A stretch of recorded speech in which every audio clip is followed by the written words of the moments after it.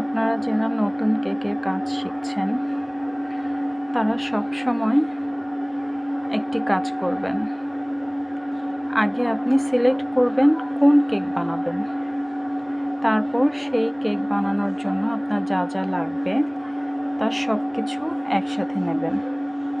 নেওয়ার পরে আপনি কাজ শুরু করবেন।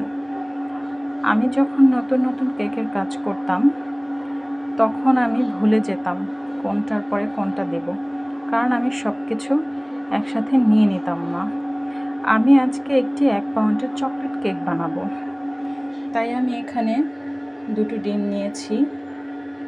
2টো ডিম 100 গ্রাম হয়েছে। এখানে ময়দা নিয়েছি 50 গ্রাম, চিনি নিয়েছি 50 গ্রাম, কোকো পাউডার নিয়েছি 7-8 গ্রাম।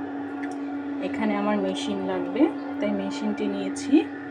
যেই মোল্ডে আমি কেকটি করব সেই মোল্ডটি আমি তৈরি করে নিয়েছি। এখানে ভ্যানিলা এসেন্স নিয়েছি।